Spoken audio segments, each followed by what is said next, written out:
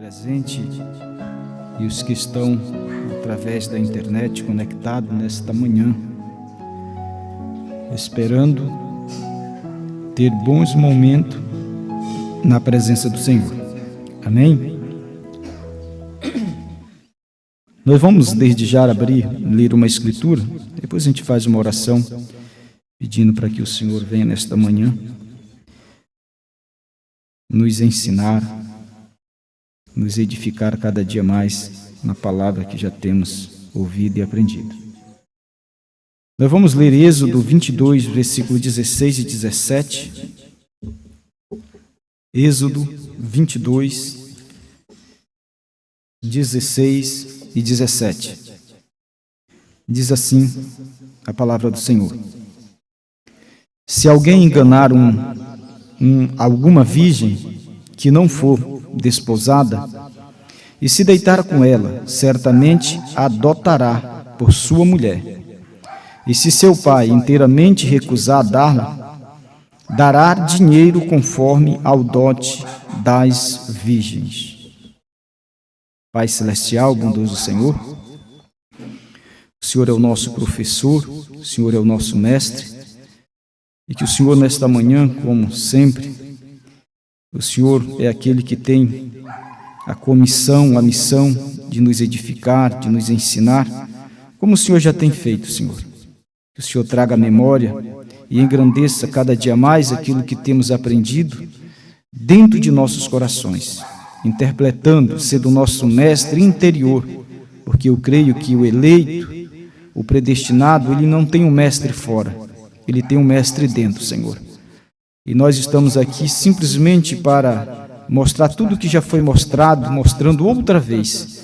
Então, ser o nosso professor nesta manhã. Eu dependo de Ti, circuncida meus lábios, minha mente, meus próprios pensamentos, e que o Senhor possa discorrer nesses versículos, nesses parágrafos que vão ser lidos. Te peço, no precioso nome de nosso Senhor e Salvador, Jesus Cristo. Amém e amém. Irmãos, vamos dar continuidade, né? Tem coisas que vai ser repetida, mas a nossa intenção é, como diz o pastor Osmar, repetindo estas coisas, é edificar cada vez mais aquilo que temos já ouvido e aprendido. Tá? Eu vou tornar a ler aqui em Gênesis 24 para dar continuidade onde nós paramos na escola passada. Gênesis 24, versículo 47, eu vou ler aqui. E você só fique no espírito para captar cada pontinho desse. E então lhe perguntei, e disse, de quem és filha? O servo Eliezer perguntou para Rebeca. E ela disse, filha de Betuel, filho de Naor, que lhe gerou Milca. E então eu pus os pendentes no seu rosto e as pulseiras sobre as suas mãos. Versículo 51. Eis que Rebeca, disse o irmão, os familiares dela, eis que Rebeca está diante da tua face, toma e vai-te, seja mulher do filho do teu Senhor, como tem dito o Senhor. 53, estou fazendo resumo. E tirou o servo Eliezer, e tirou o servo vasos de prata, vasos de ouro e vestes, e deu-os a Rebeca. E também deu coisas preciosas ao seu irmão e à sua mãe. 61. E Rebeca, já saindo ao encontro, 61. E Rebeca se levantou com suas moças e subiram sobre os camelos e seguiram o varão. E tomou aquele servo a Rebeca e partiu. 64. Rebeca também levantou os olhos e viu a Isaque e lançou-se do camelo. E disse ao servo, quem é aquele varão que vem pelo campo ao nosso encontro? E o servo disse, este é meu senhor. E então tomou ela o véu e cobriu-se. Amém? Louvado seja o nome do Senhor. Nessa escritura aqui que eu li, está mostrando o servo sendo comissionado por Deus em busca de uma noiva, ao seu senhor, que era filho de Abraão, Isaque, que ele chama os dois de Senhor, né? E quando ele traz Rebeca, antes de Rebeca tomar uma decisão, ele presenteou ela e depois pagou aos seus pais um dote, um valor que tinha que ser pago segundo a tradição que estava escrito nas leis de Moisés. E esse dote era um valor que era pago aos pais, e como nós aprendemos na cerimônia de noivado das tradições antigas, havia um pacto de noivado, e era muitas das vezes dado um presente como sinal, como um penhor, para que aquela moça, ela guardasse aquele penhor até que o rapaz retornasse para o dia do casamento. E era importante porque quando chegasse o dia do casamento, aquela moça tinha que ter aquele presente, aquela antecipação, algo que era dado a ela como antecipação, para que no dia do casamento ela pudesse apresentar aquilo como um sinal, para que o noivo pudesse receber ela como noiva para o casamento. Então é importante a gente deixar já esse pontozinho desse penhor que era dado, já era ela. Tá? Então a gente vê aqui que depois que ela tomou a decisão, foi dado presentes e foi dado valores, foi dado vestes, né, para Rebeca. E ela, depois que recebeu, os pais receberam aquele pagamento, aquele dote, ela foi liberada para que o servo levasse, e o servo não só pagou aos pais, como também deu essa quantia, esse penhor a ela. Amém? Então isso é só para você ir captando coisas que a gente vai falar e vai ler mais adiante. A palavra dote eu vou repetir isso aqui, porque eu vou começar aqui onde eu parei, em 1 Pedro. Diz a palavra dote significa obter ou receber um pagamento feito pelo noivo, tanto a família da noiva, né, para garantir um casamento. Ou, torna a dizer, algo dado à noiva também como parte, já ali, poderia até usar a palavra aqui, parte, o noivado, parte do casamento. A prática do dote pode ser vista como uma espécie de antecipação da herança a que a noiva teria direito mais tarde. Então aquilo era dado como uma antecipação, algo, como eu falei ainda agora há pouco, como um penhor, e dizendo a ela que há algo mais por vir. Então ela tinha que receber aquilo ali e ficar numa grande expectativa que aquilo ali ainda não era o suficiente, mas que ele tinha algo maior e melhor para dar a ela. E ela tinha que ficar naquela expectativa, como segundo a tradição dos tempos antigos, do noivado ao casamento, isso levava um tempo, poderia ser 1 ano, 2 anos, tá? Para nós, já aqui no Novo Testamento, isso pode ser 2000 anos, do noivado, o princípio do noivado até o casamento.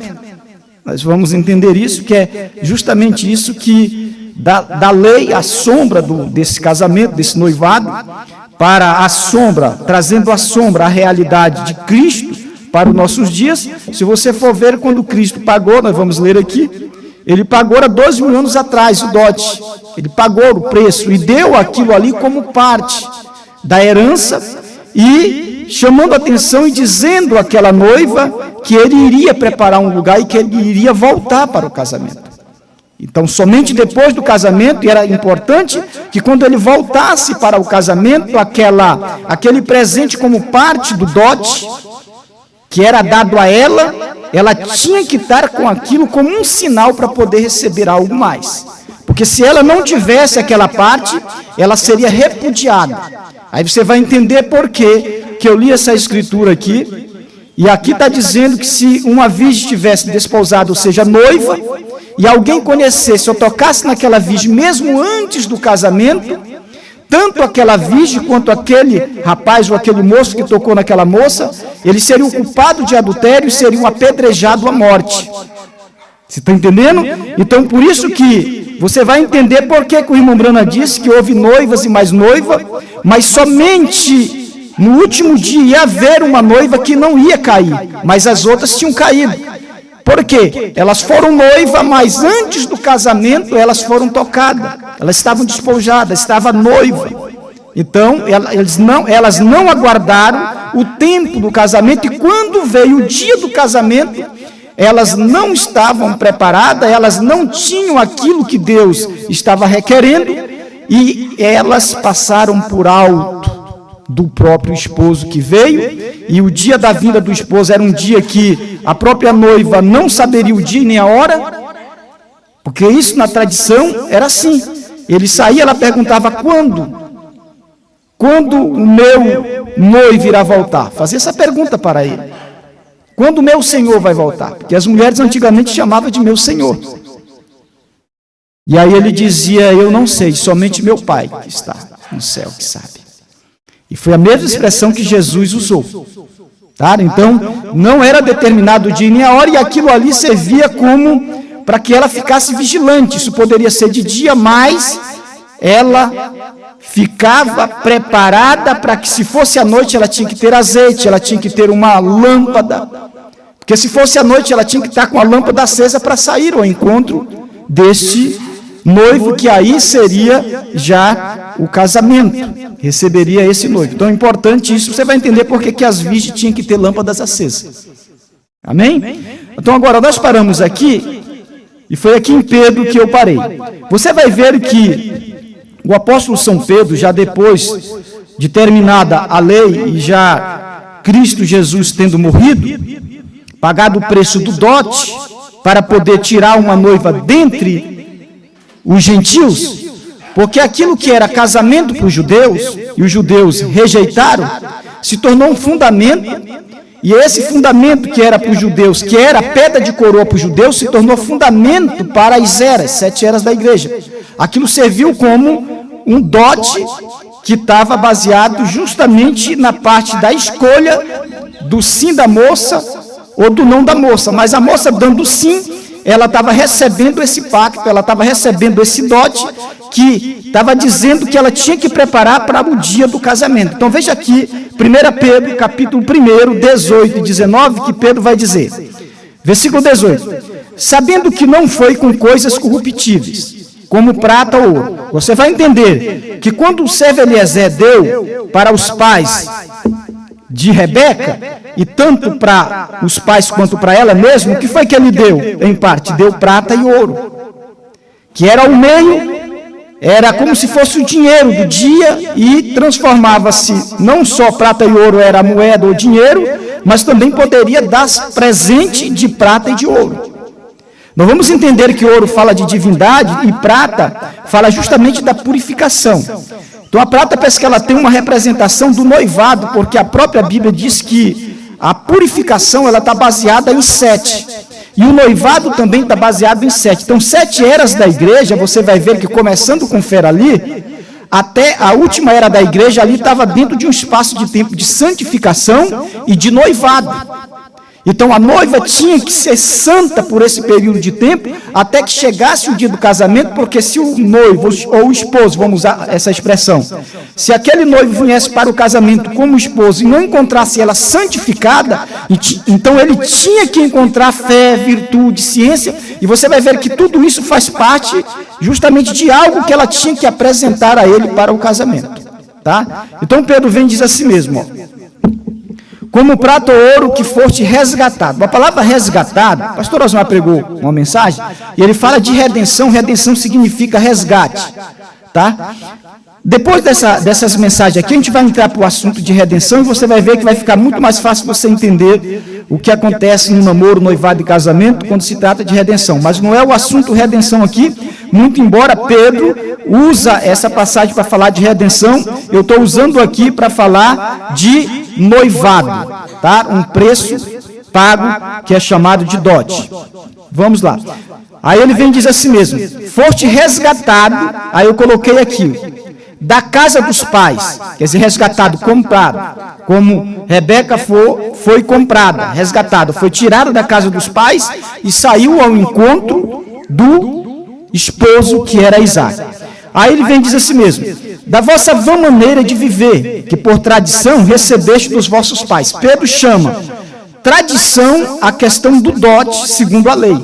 E que aquilo lá era algo que apontava para Cristo Jesus, um preço que ele iria pagar. Então, aquele ouro, aquela prata, e aquele preço que o próprio Isaac enviou o servo Eliezer, Abraão enviou o servo Eliezer, e deu parte de dinheiro para pagar o dote da moça, é a mesma coisa como usar a expressão Deus enviando o seu filho.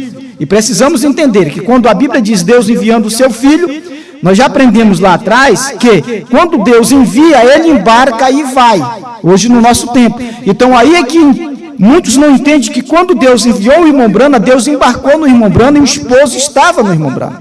Não estava na primeira e segunda etapa no trabalho de casamento. A gente vai ver que tem uma diferença de primeira e segunda etapa para a terceira etapa. A primeira e segunda etapa era restaurando a dracma perdida, que era justamente trazendo o valor do dote.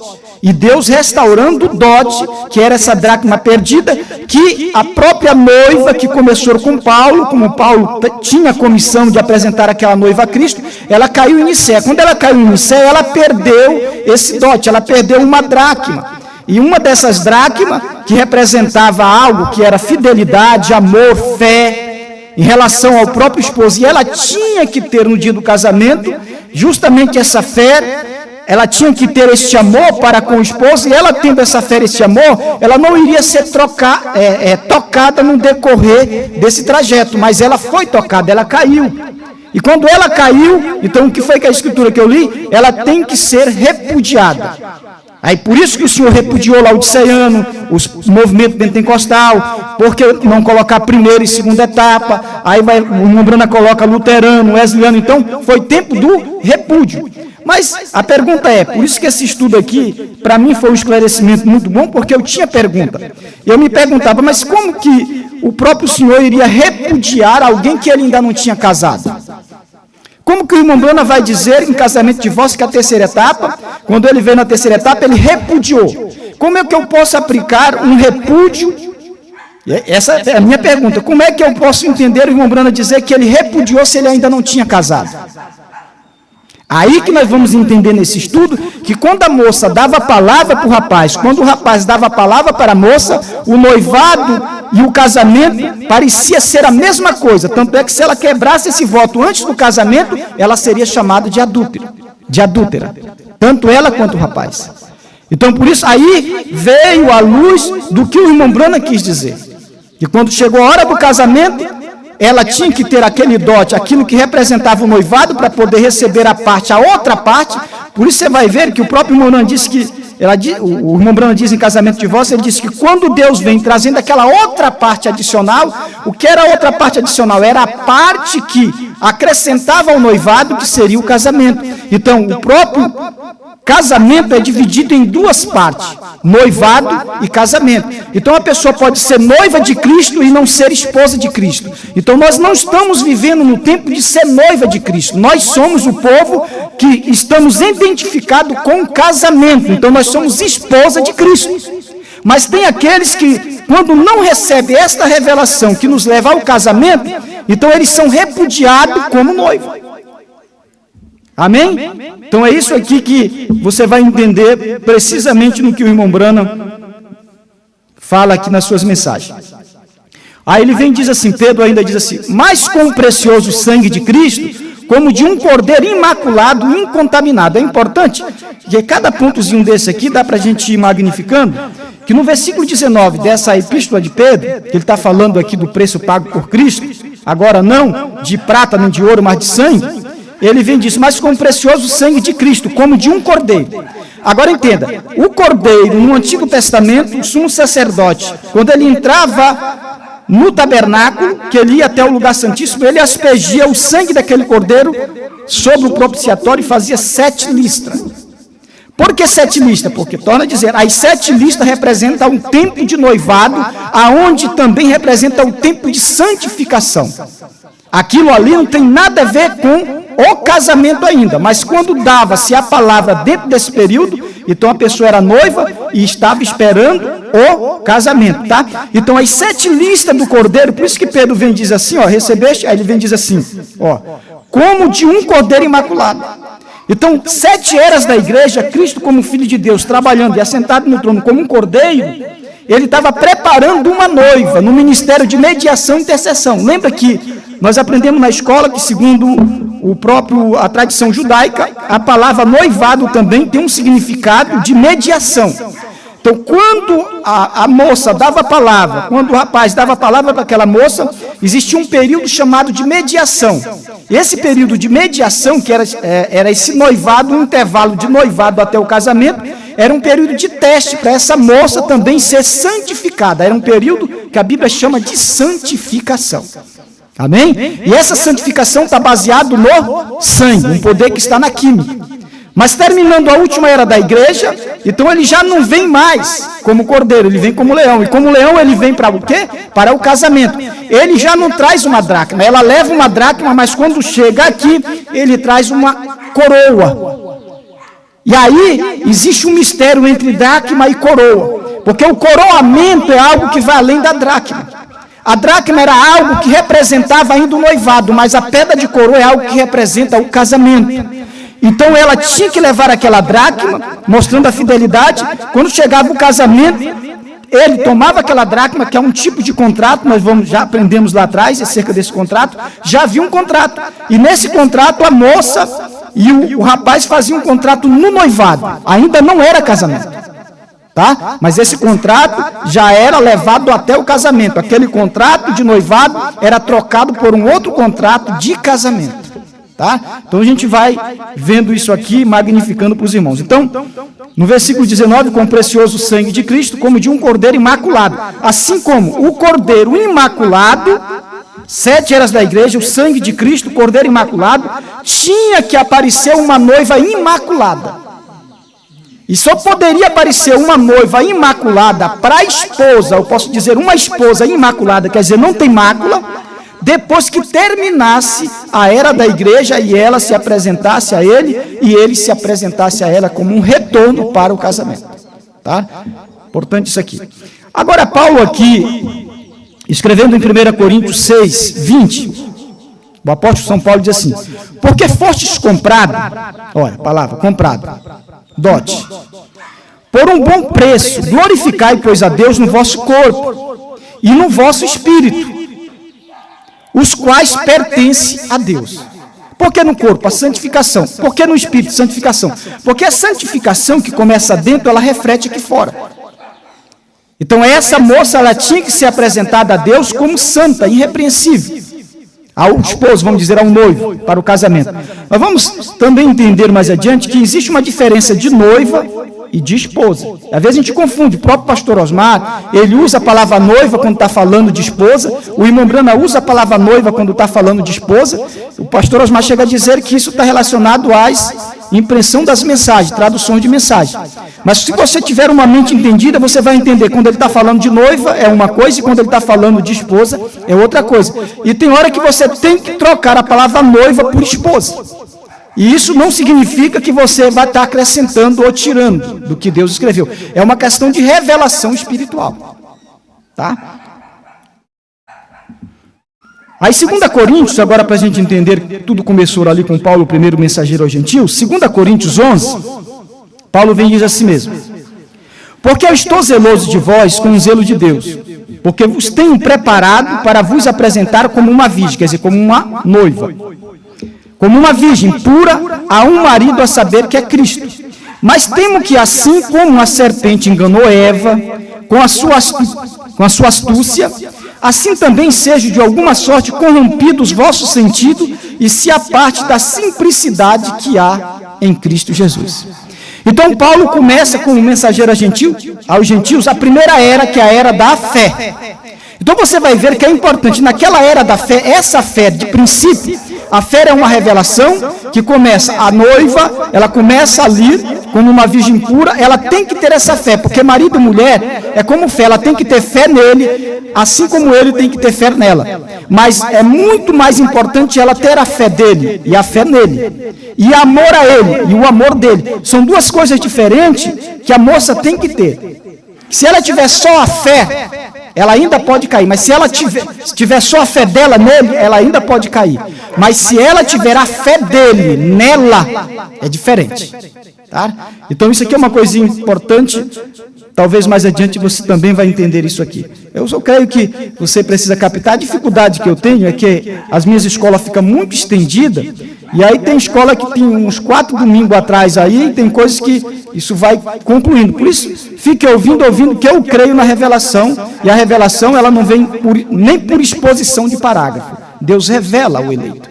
E o eleito revelado, ele capta coisas que eu posso ir falar daqui a 3 escolas, ele já está captando aqui. E eu sempre estou entrelaçando já assuntos do fim aqui, mesmo no princípio. Amém? Então, qual era o cuidado que Paulo tinha? Paulo estava agora como Eliezer, que tomou uma Rebeca e saiu ao encontro de Isaac.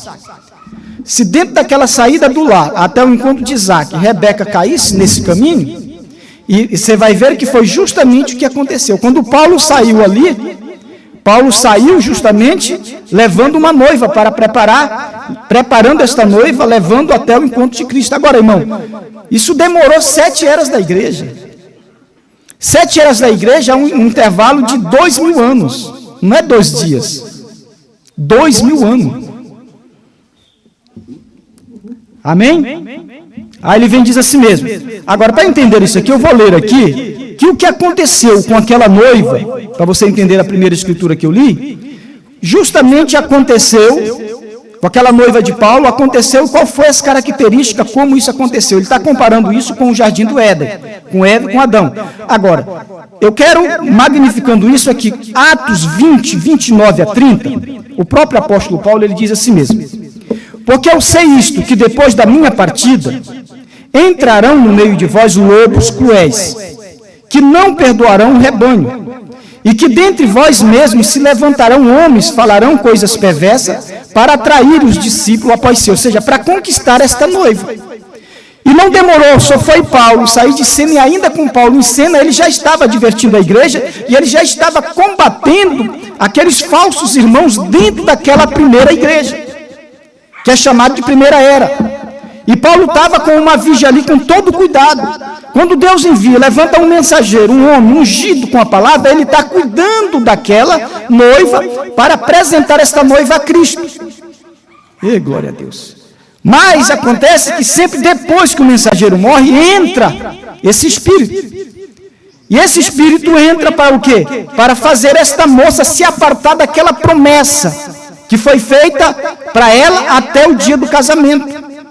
Então, Paulo, vou ler aqui o que o Mombrana fala aqui, para você ver aqui, que eu vou fazer uma ligação disso aqui, com a primeira era da igreja, e o Mombrana fala aqui em fé perfeita. Preste atenção no título, fé perfeita.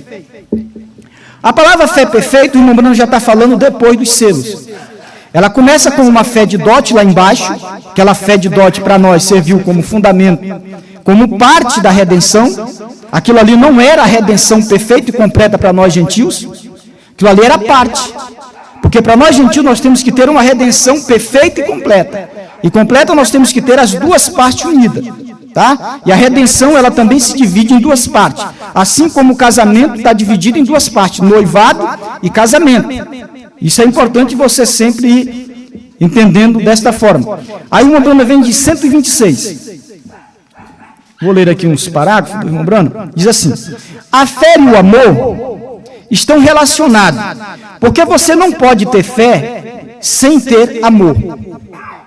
Tremendo isso, né? Porque sua fé está baseada num Deus que é a pura essência do amor. Então a fé e o amor operam juntos. Preste atenção. Na primeira era, o que foi que ela perdeu? Ela foi perdendo o primeiro amor.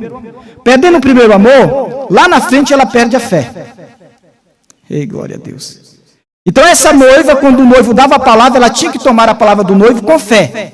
E caminhar agora até o dia do casamento, sendo fiel até o dia do casamento. Ela era apenas noiva. E Paulo estava agora com uma noiva que ela tinha que caminhar com fé e amor. Ei, glória a Deus. 127.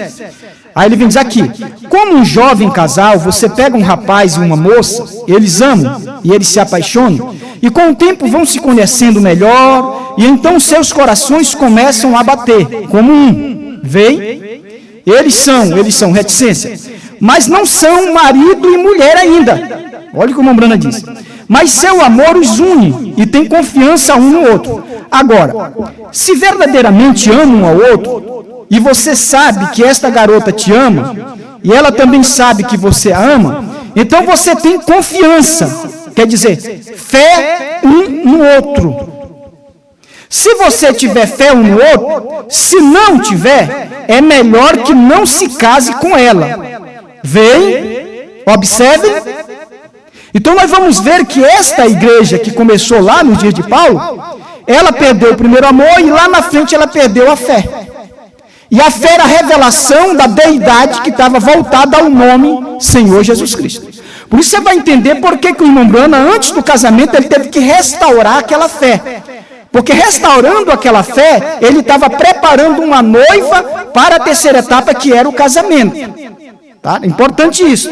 Por isso que ele teve que vir. A primeira parte do ministério dele era justamente restaurar aquela fé, onde estava o pacto e o dote, para justamente trazer uma noiva. E aquela noiva que caiu, ela tinha que ressuscitar. O irmão Branham disse que ela tinha que aparecer outra vez. Antes do casamento, ela tinha que aparecer outra vez, para que ela, essa partícula que representava aqueles irmãos que caíram, e aquela igreja que caiu, então havia uma restauração, e depois de restaurada, ela ia ao casamento. Porque sem o casamento eles não seriam aperfeiçoados, sem esta parte que aperfeiçoa eles não seriam aperfeiçoados para sermos transformados e nem fazer parte desse casamento. Por isso que 7 eras da igreja era Deus preparando uma noiva.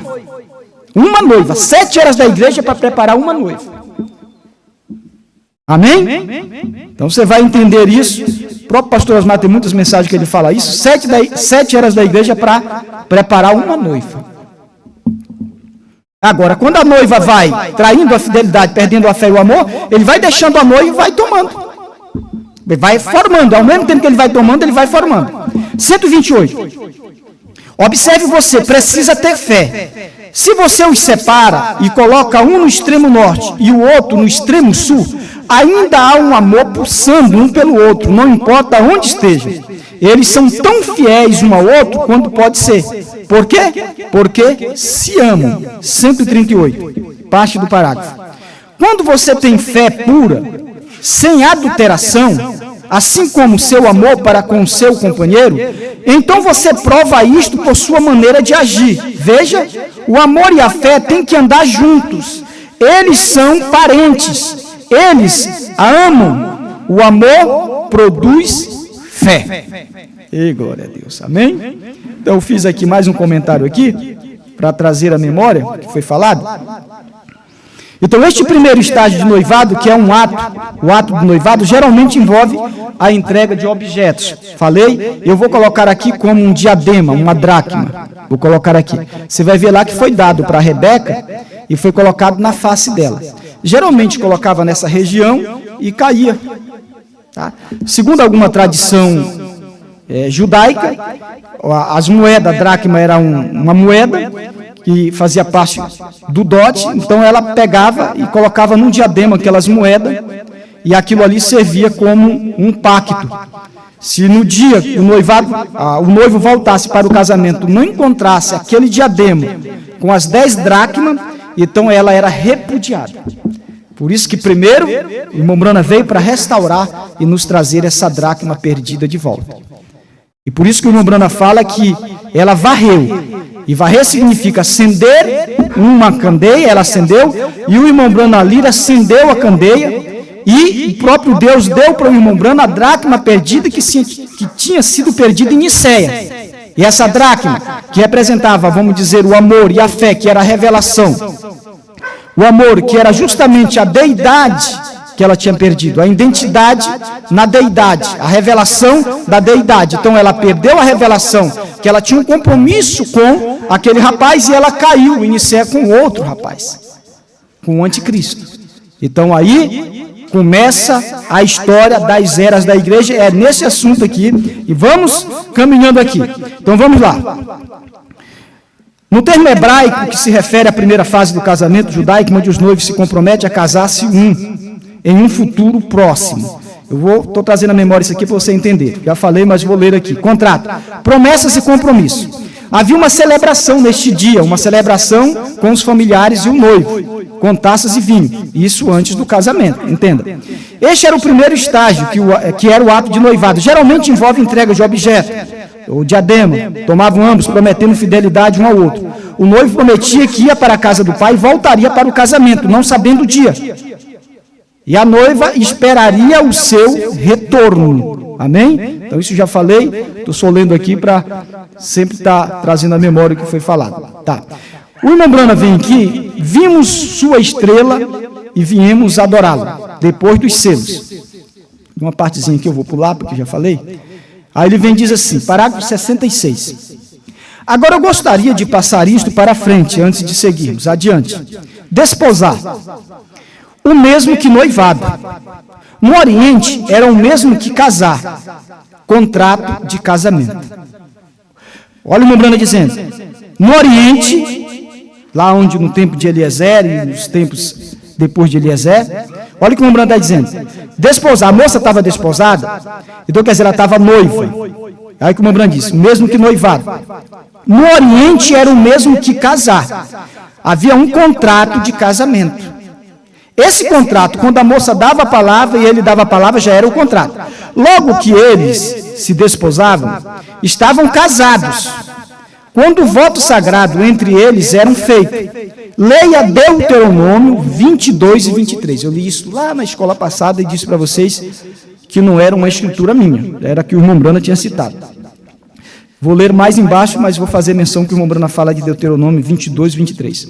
Você descobrirá que quando uma mulher e um homem concordavam-se em casar, mesmo que não fizesse o voto por meses mais tarde, está falando já do casamento, tá? Mesmo que não fizesse, não tivesse casado, quando ela dava o sim para o rapaz e o rapaz dava o sim para ela, olha o que o irmão Brana vem e diz assim, se eles até mesmo rompessem aquele voto, eles eram culpados de adultério. Agora, irmão, me entenda, eu não estou jogando isso aqui para o natural. O que eu quero tirar a mente de vocês do natural, porque esse natural não é meu ministério. Eu quero mostrar algo no espiritual. Tá? No espiritual, porque foi isso que aconteceu na era, com aquela igreja que Paulo começou. Ela deu a palavra, Paulo tinha uma igreja, ela tinha dado a palavra, eles estavam esperando ansiosamente o dia do casamento, mas depois que Paulo partiu, entrou ali espírito de irmãos, os nicolaítas, os conquistadores, entrou ali e corrompeu a mente daquela noiva. E ela caiu em Niceia. Ela casou na era de Pérgamo com o Estado, com os nicolaítas ali, e aí foi colocado dentro do ventre dela uma semente nicolaíta, que era a mesma coisa que foi colocado no ventre de Eva, a semente de Caim, que era a semente da serpente. Tá? Isso aconteceu na era Niceia. Ela deixou a fé, perdeu o amor, e ela caiu com o anticristo antes do casamento, que era nos dias da voz do sétimo anjo, quando o noivo retornaria para o casamento. Glória a Deus. Amém? Por favor, tá? Pegue isso aí, para que você não entenda que eu estou entrando em coisas naturais, como o irmão Brana está usando, o irmão Brana usando aqui, para mostrar o espiritual. Isso é correto. Quando eles desposavam, eles estavam da mesma que casados. A lei ainda não lhes havia dado o direito de viverem como marido e mulher. Ainda. Mas diante de Deus, quando eles prometiam um ao outro, as palavras deles eram seladas no reino de Deus. E romper aquilo era como cometer adultério. Vê? Agora, José estava desposado com Maria. Se os irmãos ministros, se vocês estudassem isto, ministros, o suficiente, isto esclarecia estes casos de casamento e divórcios. Glória a Deus. Louvado seja o nome do Senhor. Pesados e diferentes entre pessoas hoje. Agora, observe, José, seu esposo, sendo simples, um homem, vê? Agora nós descobrimos que isto não poderia ser rompido. Aí o irmão Brana citou a escritura, eu vou ler aqui. Deuteronômio 22, 23. Com Quando houver uma moça virgem desposada com algum homem, e um homem achar na cidade, se deitar com ela, então trareis ambos à porta daquela cidade, apedrejareis com pedra até que morram. A moça, porquanto não gritou na cidade, e o homem, porquanto humilhou a mulher do seu próximo. Assim tirarás o mal do meio de ti. Então quer dizer que tanto a moça quanto o próprio rapaz ali, eles seriam apedrejados. Por isso você vai entender por que isso aconteceu.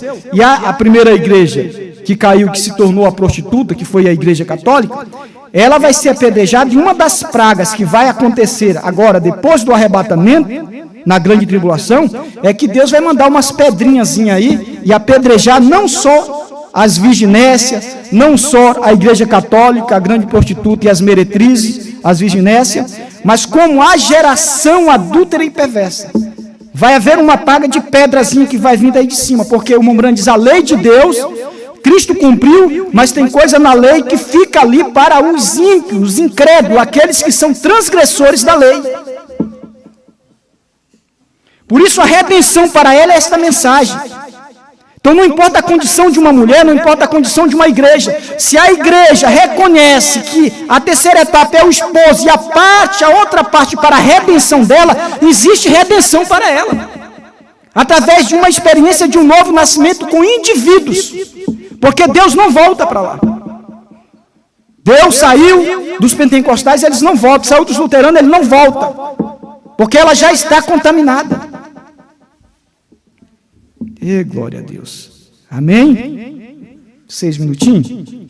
Mais aqui uma mensagem. Perguntas e resposta número 2, depois dos selos. 193. Seguro, eles estão casados.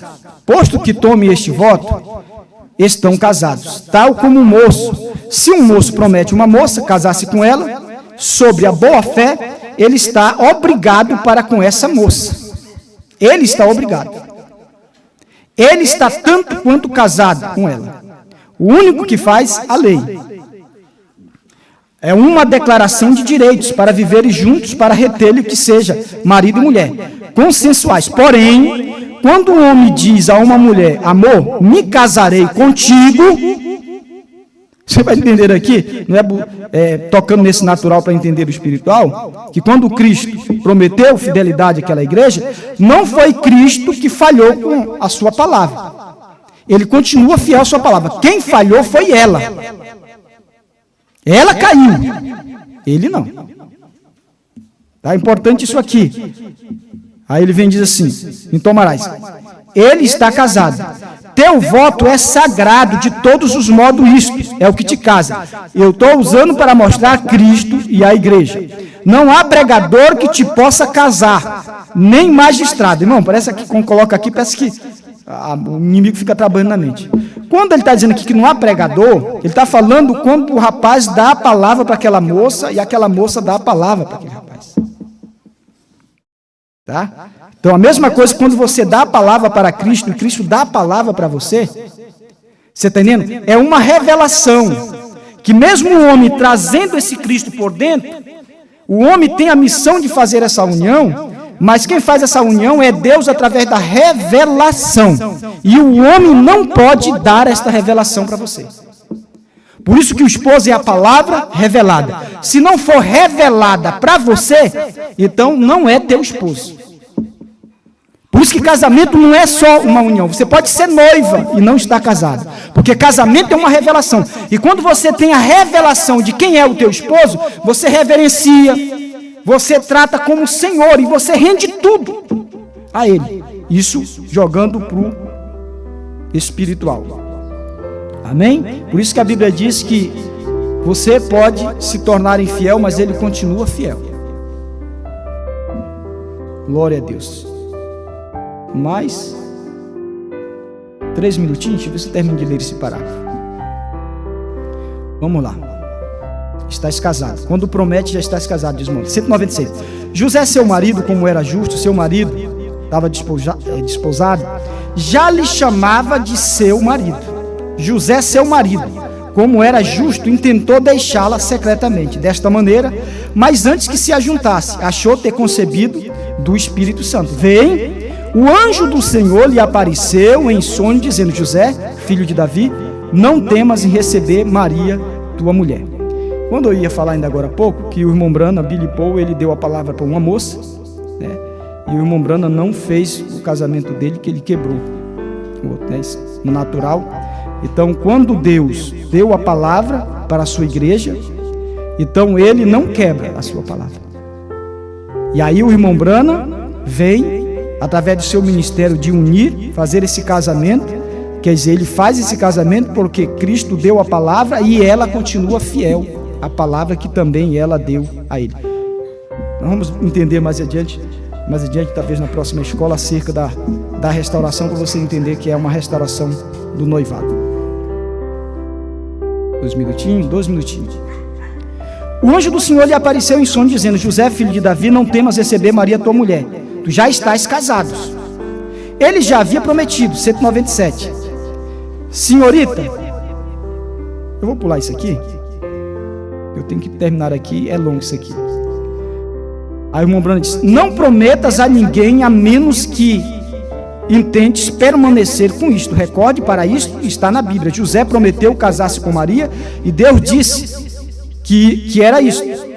A lei do Antigo Testamento sobre isto, a lei do Antigo Testamento, se prometia casar-se com uma mulher e te casava com outra, adulterava. Então Deus prometeu para a igreja, mas ele não casou com outra sem que ela não quebrasse o pacto dela primeiro. Por isso que ela quebrou, aí ele teve que repudiar ela para poder tomar uma outra. Mas quem quebrou, quem deixou e quem quebrou o pacto não foi Cristo. Porque o homem não pode, porque o homem representa Cristo. Aí você entende, mas isso é outro assunto aqui, dentro do assunto, mas expande muito. Tá. Vamos só ver se eu termino aqui, falta pouca coisa aqui. Uma mulher. E te casavas com outra, adulteravas, e te expulsavam do acampamento. Sim, Senhor, tens que guardar tuas promessas quando promete isto a uma mulher. Ela é um pequeno vaso sagrado, e isto é para trazer filhos ao mundo de novo. Porque, conseguinte, quando te prometeste a ela, deves casar-te com ela. Oh, irmão, que privilégio. Deus prometeu lá na primeira era. E quando chega aqui, o que caiu lá, Deus restaurou com a primeira e segunda etapa do irmão Brana, e aí promete para nós casar. O irmão Brana deixa aquela noiva ali nos Estados Unidos e diz: fica aqui que eu vou ao oeste. E quando ele foi ao oeste, que já voltou com o esposo para o casamento, e ela não viu, ela rejeitou. E a mesma coisa eu digo aqui, sabe o que foi que eu vi? Quando o irmão Brana foi lá que voltou, já tinha um espírito que tinha tomado conta da mente dela. Quando Moisés subiu ao monte que traz os 10 mandamentos, já tinha um bezerro de ouro. E o irmão Brana mesmo disse: vocês não têm visto o que tem sucedido aqui. Em outras palavras, o esposo está aqui para o casamento e vocês já estão maculados. Glória a Deus. Louvado seja o nome do Senhor. Deus te abençoe em nome do Senhor Jesus.